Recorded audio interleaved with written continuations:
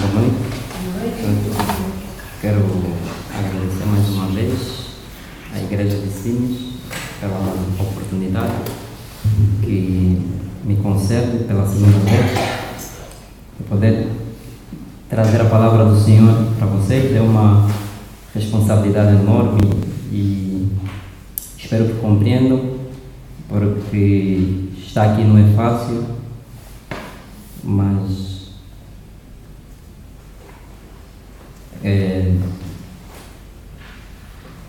nós acreditamos em Deus.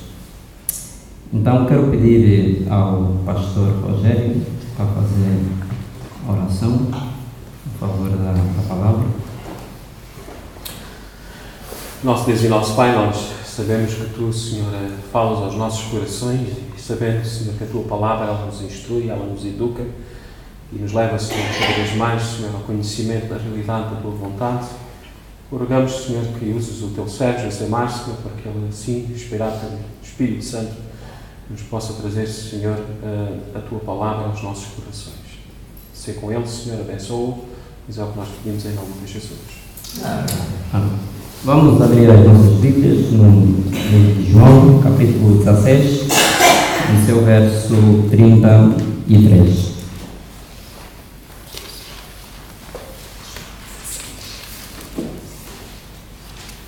João 16, versículo 33.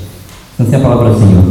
Eu vos tenho dito essas coisas para que tenhais paz em mim. No mundo tereis tribulações, mas não vos desanimeis, eu venci o mundo. Ou como dizem ainda outras traduções, no mundo tereis aflições, mas tende bom ânimo, eu venci o mundo. Bom, o pastor no domingo perguntou-me qual seria o meu tema, e eu acho que já estou em condições de dar o tema. Eu vou falar sobre o ânimo, vou falar sobre ter bom ânimo. Por que eu vou falar do ânimo? Vou falar do ânimo porque o ter bom ânimo é uma das coisas que o Senhor requer de nós em meio às dificuldades, uma das coisas que o Senhor requer da sua igreja, do seu povo, daqueles que são chamados pelo seu nome, daqueles que foram escolhidos e salvos desde a fundação do mundo, é sem dúvida o ânimo.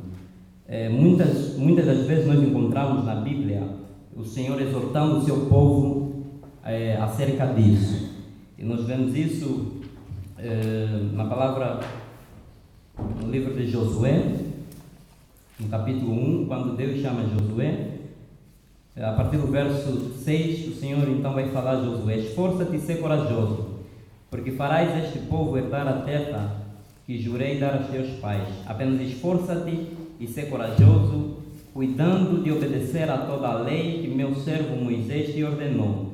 Não te desvies dela nem para a direita, nem para a esquerda. Assim serás bem-sucedido por onde quer que andares. Não afaste da tua boca o livro desta lei, antes medita nela de dia e de noite, para que tenhas cuidado de obedecer a tudo o que nela está escrito. Assim farás prosperar o teu caminho e serás bem-sucedido. E o bom ânimo está, de certa forma, ligado com a comunhão com o Senhor. É necessário que nós tenhamos bom ânimo, porque aqui o Senhor faz um paralelismo do ter bom ânimo e meditar na lei dia e noite. Ou seja, dificilmente uma pessoa que não tem bom ânimo, uma pessoa desanimada, dificilmente essa pessoa vai ter prazer, vai ter gozo na comunhão com o Senhor. Dificilmente uma pessoa que está desanimada vai vir à igreja pronto para apresentar o seu culto racional a Deus. Dificilmente uma pessoa que não tem bom ânimo vai meditar na lei do Senhor. Então o Senhor vai fazer essa ligação com meditar na palavra dele e ser corajoso. E o ter bom ânimo não é um conselho. Deus não está nos dando um conselho, não está nos dando uma dica. Ele está nos ordenando. No versículo 9 ele diz: não te ordenei isso, esforça-te e ser corajoso. Não tenhas medo, nem te assuste, porque o Senhor teu Deus está contigo por onde quer que andares. Então, o ter bom ânimo é uma ordem. O Senhor ordena que em meio às dificuldades nós possamos ter bom ânimo. Embora nem sempre é fácil nós termos bom ânimo, porque vivemos num mundo cheio de tristeza, cheio de dor, em que a vida sempre trata de nos desanimar com as suas surpresas, mas é necessário que nós tenhamos bom ânimo, assim conforme o texto nos diz. Porque o ter bom ânimo não é ausência de dificuldade. Cristo vai falar, no mundo tereis aflições. Ou seja, o ter bom ânimo, ele requer que nós tenhamos bom ânimo como seu povo, em meio às tribulações, em meio às dificuldades. E ele requer isso porque ele, conforme diz em Josué, ele estará conosco. Agora, vamos ver, vamos aprofundar, vamos olhar para quem nos disse essas palavras. Porque muitas das vezes, a pessoa que nos diz algo, chega a mudar a forma como nós recebemos o que nos é dito. Ou seja, nós só conseguimos compreender alguém, conforme dizem, só consegue-se compreender alguém quando nos colocamos no lugar desse alguém. E a maneira como as pessoas nos dizem chega a ser, ou seja, quem nos diz chega a ser mais importante do que a mensagem que nos é dita. E eu vou dar um exemplo aqui acerca disso para que possamos compreender. Vamos supor que eu vou dar uma dica de como fazer bolo à nossa irmã Lourdes. Então eu vou dar uma dica para a irmã Lourdes como se faz bolo. Como é que a irmã Lourdes vai encarar essa receita, essa dica vindo de mim? Ela vai avaliar o que eu digo para ela sobre bolo a partir daquilo que eu sou. Então aí é onde eu entro na cena. Ela vai falar, pera, quem falou isso? É o Josimar. Ok, quem é o Josimar? Josimar é um menino, é um jovem que não sabe fazer bolo, não gosta de bolo, nem sequer come bolo. Então, peraí, como é que Josimar, que não sabe, não gosta e nem come, vai me dar um conselho de como fazer bolo?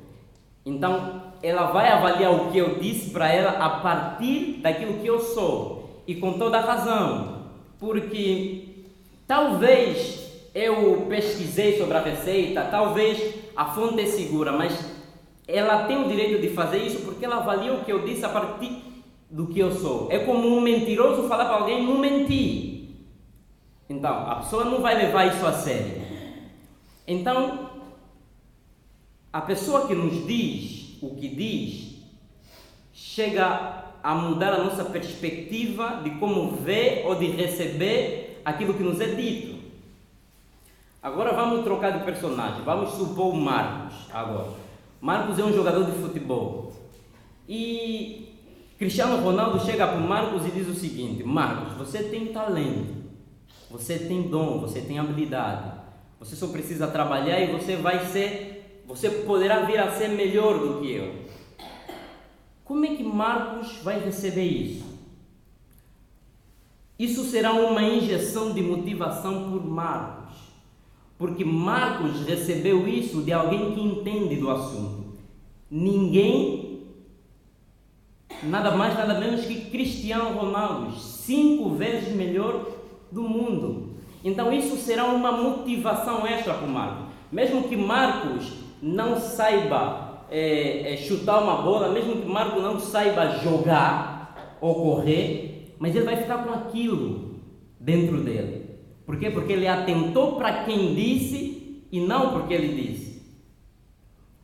Então é exatamente isso que eu quero mostrar no texto. Quem disse essas palavras?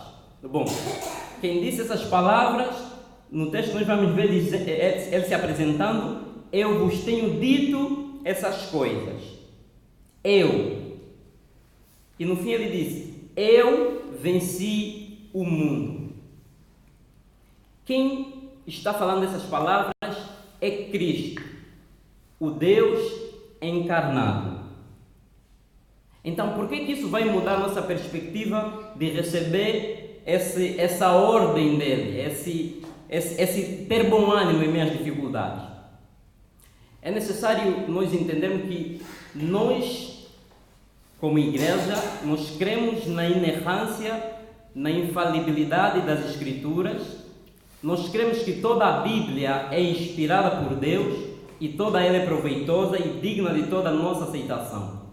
Nós acreditamos que a Bíblia, embora foram escritas por homens, mas foram homens que escreveram da parte de Deus, inspirada pelo seu Espírito. Então, toda a Bíblia é o pensamento de Deus redigido neste livro.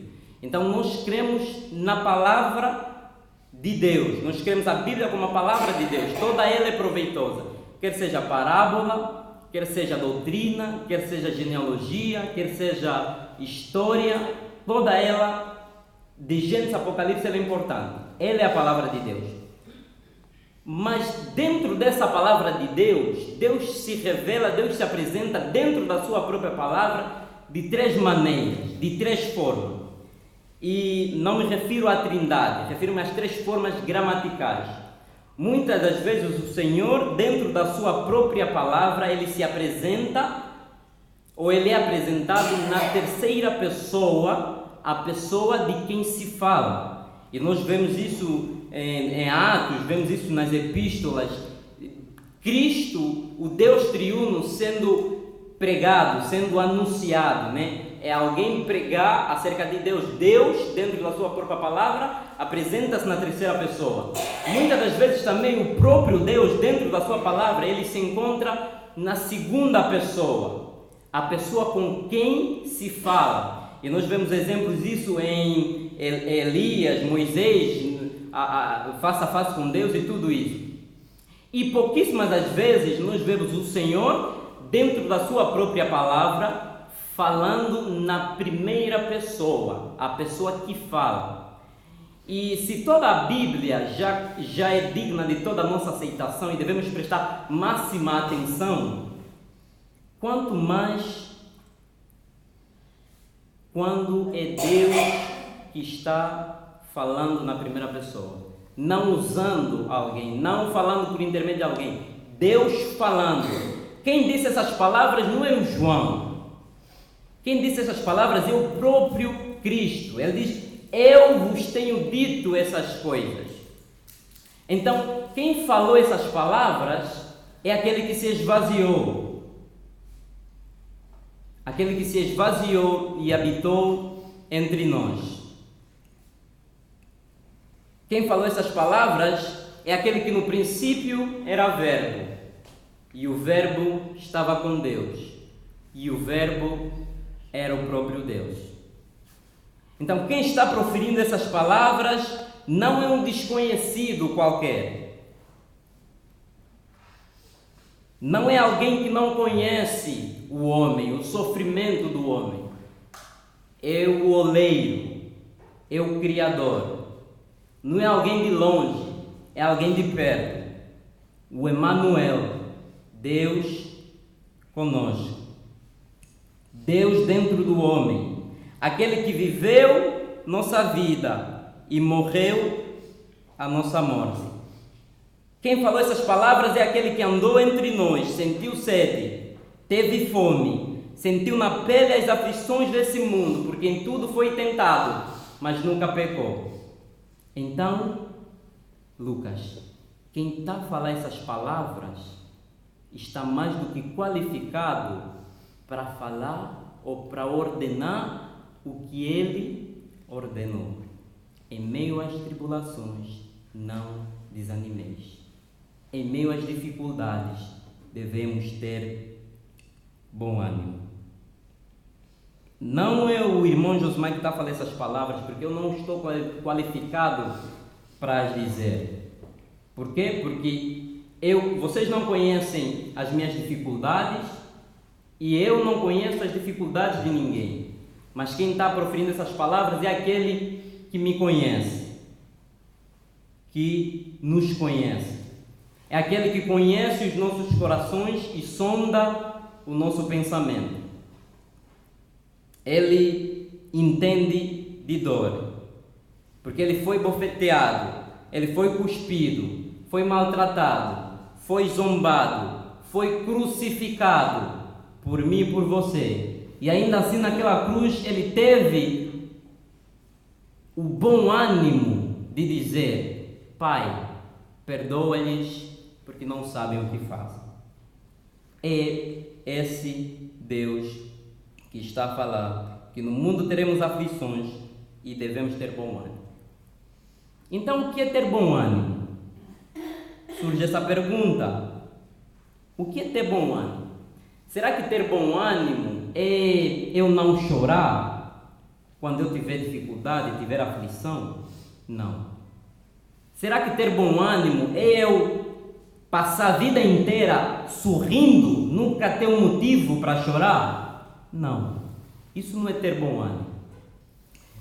Ter bom ânimo não é essa confissão positivista, não é ser positivista, como os neopentecostais têm ensinado.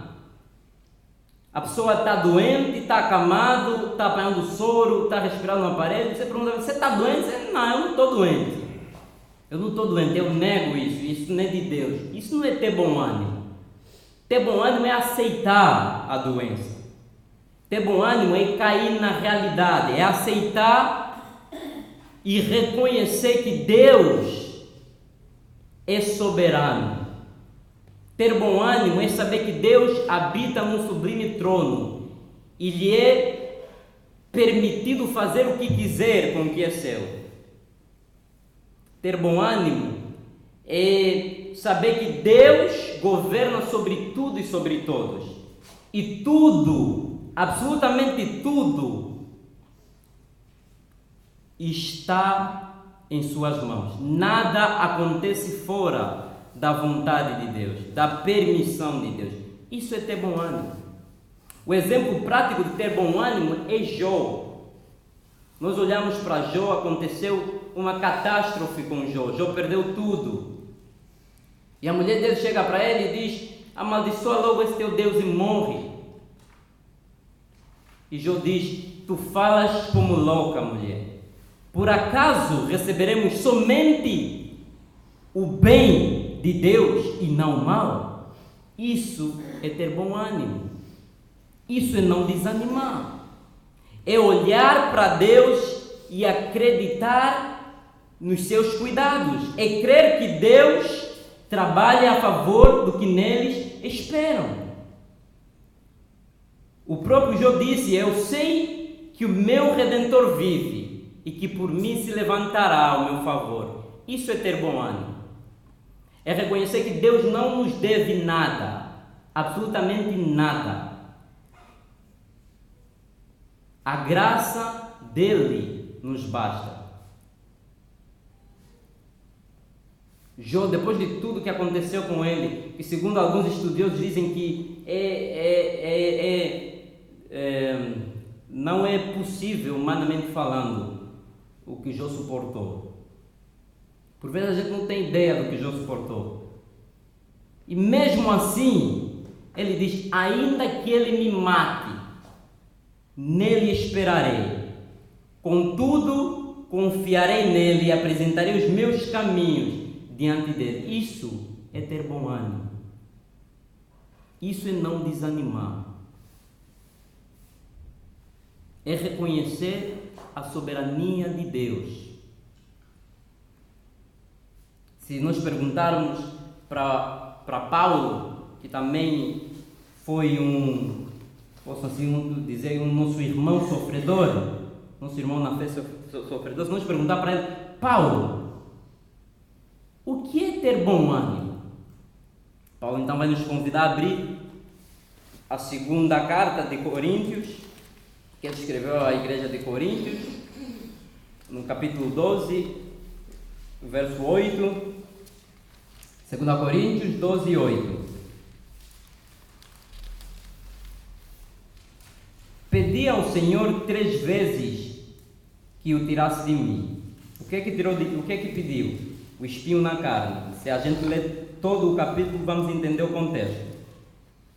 Mas ele me disse: a minha graça te é suficiente, pois o meu poder se aperfeiçoa na fraqueza. Por isso, de muito boa vontade, me gloriarei nas minhas fraquezas, a fim de que o poder de Deus repouse sobre mim. Por isso, eu me contento nas fraquezas, nas ofensas, nas dificuldades, nas perseguições, nas angústias, por causa de Cristo. Pois quando sou fraco, então é que sou forte.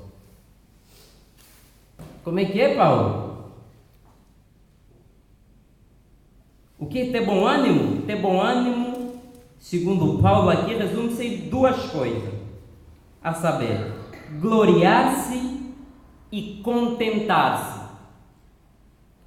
Gloriar-se e contentar-se. Gloriar-se em quê? Gloriar-se nas fraquezas. Por quê? Porque a fim de que o poder de Cristo repouse sobre mim. Ou seja, Paulo não está a atentar para as fraquezas. Ele é a causa e o efeito. Ele não está a atentar pela causa, está a atentar pelo efeito. Se o poder de Cristo repousar sobre ele por meio das fraquezas, que assim seja. E ele aqui ainda diz, de muito boa vontade me gloriarei. Não é com cara trancada, não é fazendo biquinho, é de muita boa vontade. E contentar-se. Contentar-se em quê? Nas fraquezas, nas ofensas, nas dificuldades, nas perseguições. Por quê? Por causa de Cristo. Isso é ter bom ânimo.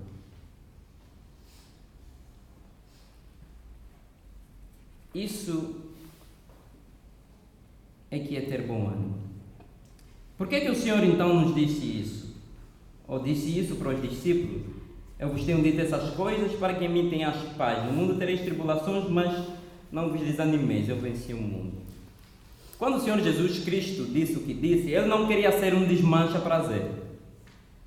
Ele não queria tirar a alegria que há em me seguir. Nem muito menos deixar os discípulos tristes. Mas Ele queria deixar claro que apesar de já não pertencermos a este mundo, nós ainda vivemos nele e, portanto, não estamos isentos das dificuldades, das aflições presentes neste mundo.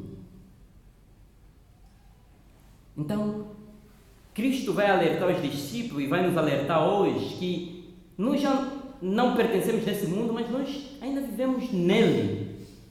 E, portanto, nós não estamos isentos das dificuldades. É isso que o nosso pastor tem dito. Se houver um terremoto aqui em Sines, não vai cair só na casa e na cabeça dos ímpios. Vai cair também na casa dos justos. Então é isso que Cristo está falando. Cristo está falando, acordem. Aqui ainda não é o céu, aqui é mundo. E eu roguei ao Pai para que não vos tirasse do mundo. E esse mundo está condenado. Este mundo tem as suas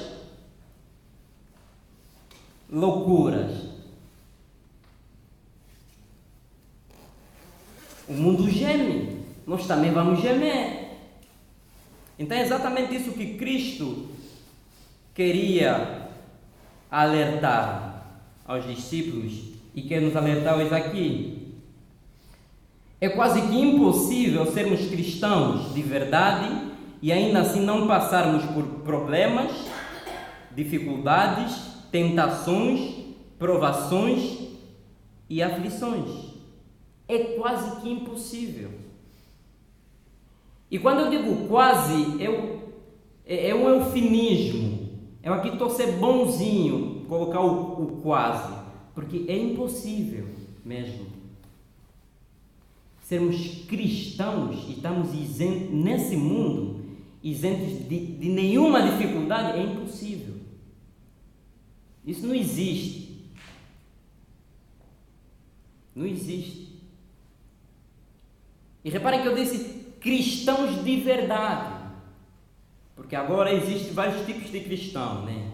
Existe cristãozinho, cristão carnal e pronto, eu estou cristão de verdade.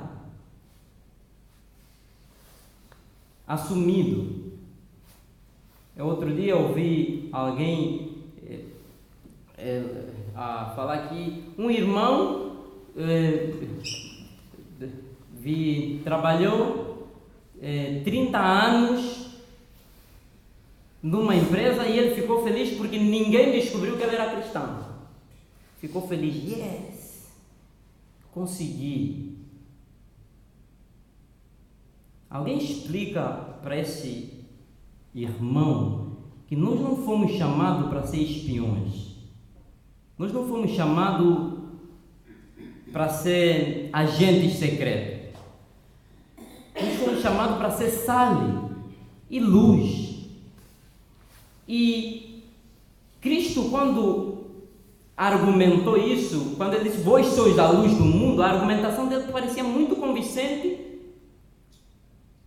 porque nós somos luz.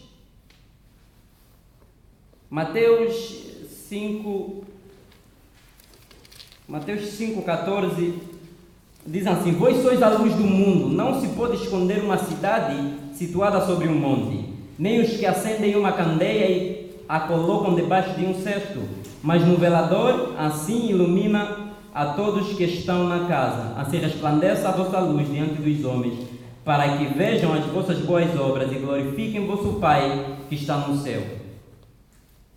Resumindo e concluindo, esse dito de Jesus, não podemos nos esconder, por isso é que nós somos luz.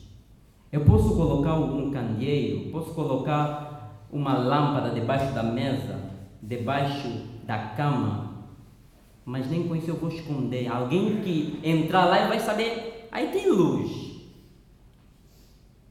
porque o reflexo, a luminosidade é evidente. E quem quiser esconder uma casa não vai edificar no monte, porque no monte é para todo mundo ver. Edificar é embaixo, é na cave, ou esconder na cave. Então nós somos luz, e nós vamos ser identificados como Pedro foi, se sermos cristãos verdadeiros.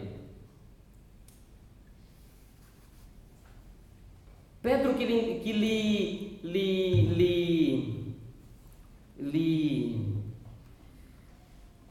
Pedro foi identificado pela fala, pela aparência. Você fala como ele, você se parece com eles. Então é complicado, é impossível nós sermos cristãos de verdade e não passarmos por algumas provas, por algumas dificuldades.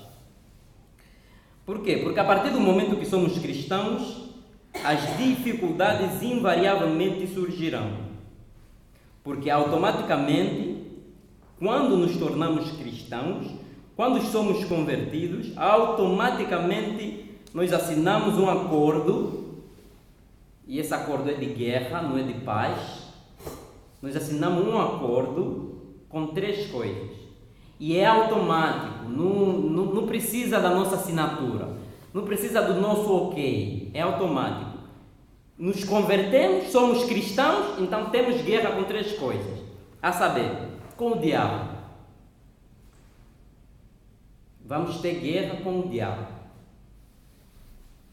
se formos cristãos de verdade. Por quê?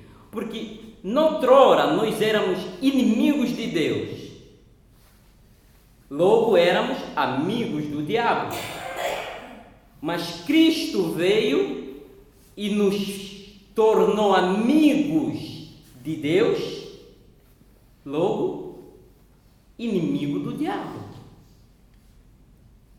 Então nós somos adversários do diabo. E diabo, todo mundo sabe o significado de inimigo. Ninguém quer bem o seu inimigo, só os cristãos. Porque assim o nosso mestre nos ensina, orar por aqueles que nos maldizem. Então, Pedro vai falar, olha, fiquem atentos, o diabo, nosso adversário, nosso inimigo, está ao derredor, bramando como leão, buscando quem possa tragar.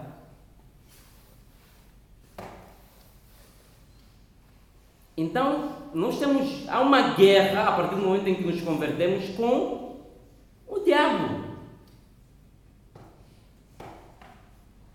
Mas eu não tenho guerra, só tenho duas coisas. Ou estão a jogar no mesmo time, não são adversários, são amigos, ou não representamos ameaça para ele, porque ninguém vai atirar pedra em uma árvore que não tem fruto. Segundo acordo de guerra, que nós automaticamente assinamos quando nos convertemos, com o pecado. Nós vamos lutar a partir do momento em que nos convertemos até quando morremos com o pecado. Por quê? Porque de Cristo na morte, na sua morte, Ele nos livrou do poder do pecado. A Bíblia vai falar, o pecado não tem mais domínio sobre vós. Cristo nos livrou também da culpa do pecado. Nenhuma condenação há para aqueles que estão em Cristo Jesus. Ok, mas Cristo não nos livrou da presença do pecado. E enquanto estivermos nesse mundo caído, nessa terra, nós vamos travar uma luta com o pecado. Porque quando nós nos convertemos, há uma regeneração em nós. E há uma mudança de vontade, as nossas vontades e as afeições são mudadas. O que nós detestávamos, agora começamos a amar. O que nós amávamos, agora começamos a detestar. Mas ainda praticamos, mas ainda fazemos. Cristo vai falar: vigiai e orai, não sabeis a hora em que entreis em tentação, porque na verdade o espírito está forte, mas a carne é fraca. Nós fomos feitos nova criatura, mas há um resquício do velho homem em nós, que só terminará quando Cristo voltar ou nos chamar, que é a glorificação, que é a ausência de pecado. Mas enquanto estivermos nesse mundo, nós vamos travar uma guerra, e uma guerra árdua com o pecado. A Bíblia vai falar: ainda não resististe até o sangue contra o pecado? O escritor de Hebreus vai falar, depois de eliminar todas as coisas que nos impedem de prosseguir e o pecado que nos assedia. Nós sabemos o que é um assédio. Então nós vamos travar uma luta com o pecado. Nós vamos encontrar, enquanto vivemos nesse mundo, vamos encontrar pecado em todo lado. No trabalho, na escola, na rua, no supermercado, na internet, no Facebook. O pecado está espalhado em todo lado. E cada nós como cristãos lutar contra esses desejos. Então esse é outro acordo de guerra que nós assinamos quando nos convertemos. Por quê? Porque um ímpio não luta para não mentir. Mas já nós lutamos com a soberba, com a arrogância, com a ganância, com a avareza, com a prostituição, com a concupiscência, com as paixões. Nós lutamos. Então é uma guerra.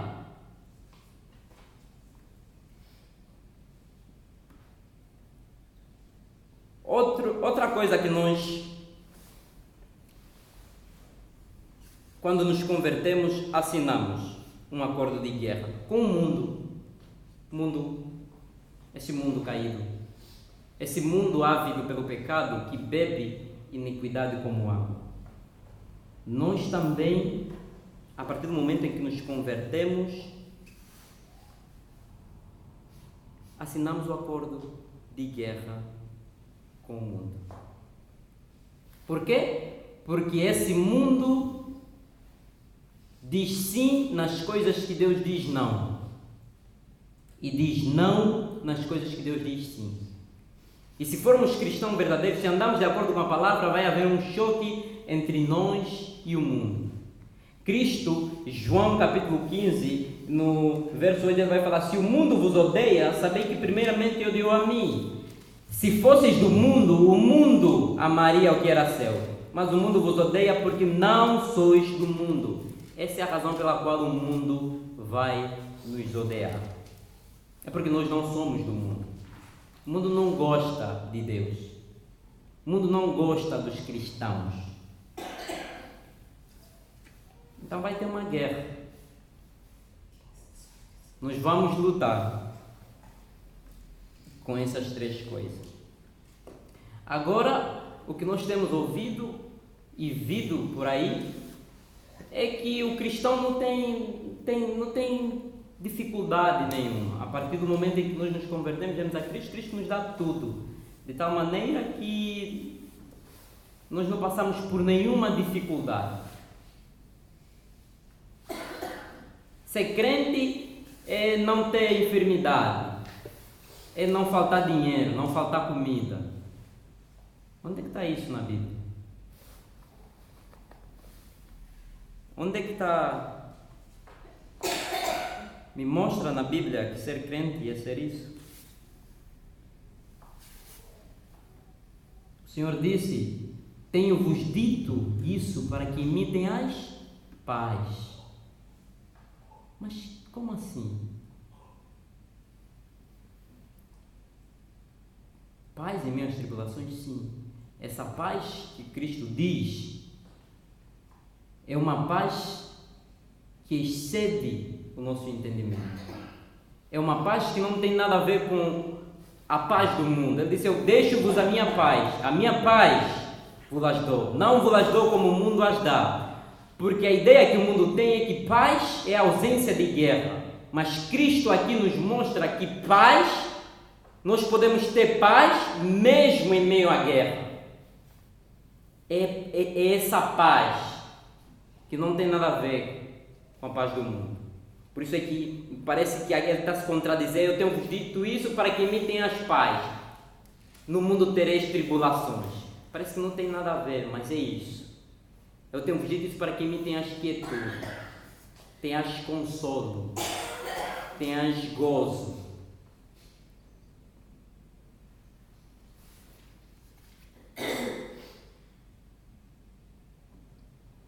Então, para concluir, possa-se dizer que o crente nesse mundo está condenado a ser contente. É uma ordem. O Senhor ordena que nos alegremos sempre, que devemos sempre nos regozijar, e toda e qualquer ordem deve ser cumprida. O produto dessa felicidade não deve consistir no nosso bem-estar nessa terra. O produto da alegria, da paz, da felicidade em Cristo não tem nada a ver com carro, com casas, com dinheiro, com saúde. É possível alguém que está enfermo ter mais paz do que alguém que goza de plena saúde? Não tem nada a ver. Não tem nada a ver, essa paz não tem nada a ver no material, no que se vê. Mas é uma alegria que tem a ver com o imaterial, com aquilo que não se vê. Por quê? Porque o que se vê é passageiro, é transitório, mas o que não se vê é eterno. É essa paz, é esse regozijo que vem do nosso relacionamento com Deus, essa alegria que é gerada pela paz em Cristo que temos com Deus, e tem a ver com o nosso galardão. Não tem a ver com algo mortal. Porque se eu fincar se o que me traz bom ânimo, se o que me faz vir aqui à igreja é o café que o nosso amado ancião tira com tanto prazer. Quando a máquina estragar, eu já não venho. Se o que me traz, se o que me motiva a vir à igreja é os bolinhos da nossa amada, quando a nossa amada parar de fazer os bolinhos, eu já não venho, porque eu vou me desanimar. Se a minha alegria, a minha paz está pautada nos meus pais, nos meus irmãos, nos meus filhos, nesse caso quem tem filho, eu não tenho. Quando aprover Deus chamar essas pessoas, nós vamos nos desviar, vamos nos desanimar. Por quê? Porque na verdade nós não vínhamos na igreja, a motivação que nos levava na igreja não é ouvir Deus, é ouvir o pastor Rogério.